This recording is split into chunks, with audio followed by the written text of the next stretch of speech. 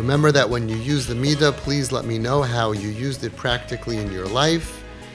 twistedparenting@aol.com. We're up to Middah Yud, Titein Emes Liyaakov, Middah Zuhi, Sheyesh Li Yisrael Maila. The attribute points to a virtue of Yisrael, every Yid. Average Jews, Oisam HaBeinim, She'enim Yoidim Lisnaig Lifnim Mishur Sadin. Average Jews who don't know how to go beyond the precise letter of their obligations, they are called Yaakov. They conduct themselves only according to what is strictly true. They don't go the extra mile. HaKadosh Baruch Hu also has an attribute of faith besides for justice and correctness. The Elu Heim Hamasnagim Ba'olam B'Yosher. Towards those who act in this world with correctness, HaKadosh Baruch Hu Misnagim Mahem Be'emes. HaKadosh Baruch Hu acts to them with truth. Merachem Aleihem Al Tzad HaYosher VaHaMishpat. He has mercy on them on the side of correctness and justice. Gam Kena Adam. So too every single one of us. Tzarech Lihisnaigim Chaveroi. You have to treat your fellow im chaveroi with your friend al tzad hayoysher v'ho'emes, on the side of correctness and truth, b'li lahatos mishpat chaveroi, without veering from the justice of his fellow, l'rachem olav be'emes, to have mercy on him be'emes, with truth, k'may Hashem yisbarach merachem al abriyos habeinim b'midas emes l'sakin oisam, just as HaKadosh Baruch Hu has mercy on the average people with the attribute of truth to rectify them. Definition of the attribute. When a person does what is strictly required of him without going beyond his obligations, we should treat him with strict adherence to justice, tempered by mercy. We should give him the benefit of the doubt and try to see things from his perspective.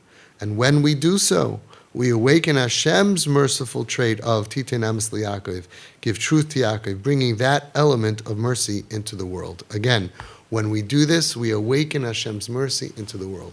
So somebody goes ahead and does something with you, stark, strong, strict, and you go to be dan l'kav schos, to use emes, to go give it the benefit of the doubt. Hashem says, yeah, that's the way you treat other people. I'm going to treat you and the world with that Middah. Practical example. A special Shabbos awaited the Jacoby family. A Shabbos Sheva Brachas in Beitar, a city where none of the children had ever been before.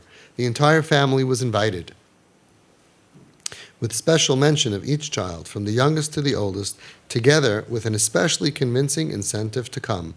Their hosts' neighbors were going away for Shabbos, and they offered to let the Jacobys stay in their apartment. The Jacobys needed only to promise that they would leave the apartment in the same clean condition that they had found it. The host conveyed the Jacobys' assurance to the neighbor, Mrs. Shane, who was happy to let them use the apartment. The Shane family worked hard to get their apartment ready for their guests. They wanted their guests to find a clean and well-ordered apartment where they were to enjoy their stay.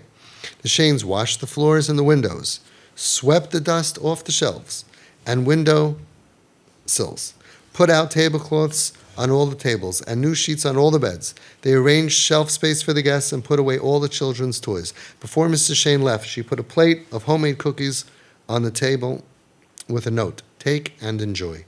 The Jacobys arrived to find a clean house with the pleasing smell of recently washed floors.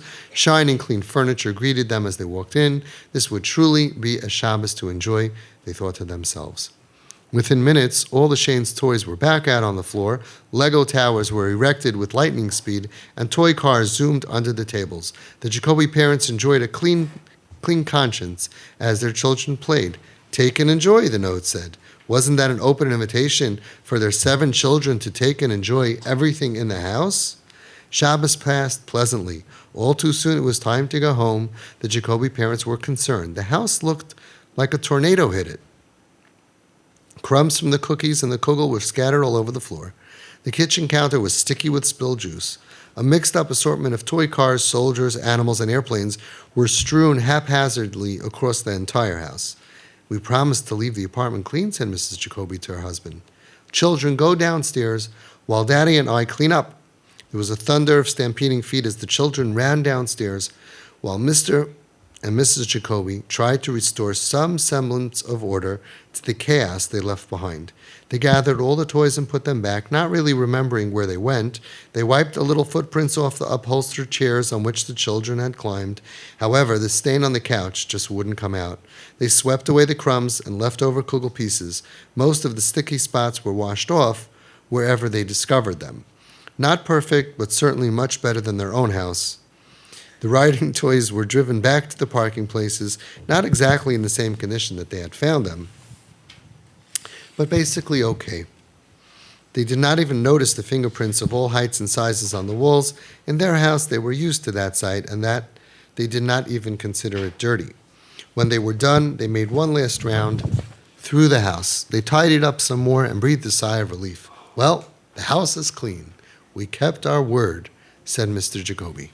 2 hours later, the Shanes returned. Mrs. Shane turned on the lights, was immediately upset at the sight their guests left behind. Sticky spots here and there, fingerprints on the walls and doors, and toys mixed up and all out of order. "We gave them a clean apartment with clear instructions to return it in the same way," she told her husband. "Look at this. It's going to take hours to get this place looking normal again. If I know Mr. Jacoby, he probably cleaned it as best as he could.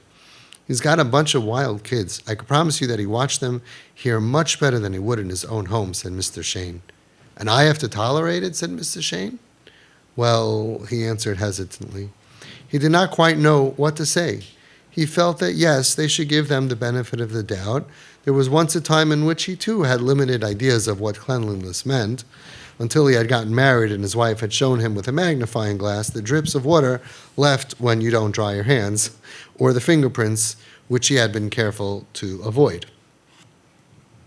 It was a sensitive issue, and her husband tried to work out his wife's frustration until finally, he remembered how several years ago she had been asked to watch the neighbor's children. She received a generous helping of sharp criticism over her failure to watch the children according to her neighbor's high standards. She had watched the children perfectly well as far as she could see and could not understand her neighbor's criticism at all. "I have to admit that everyone has their own truth and their own standards," she confessed. "The Jacobys had their own standards of cleanliness too. So perhaps we can raise our own standards of how to judge favorably those whose standards are a little lower than our own." Source of the attribute.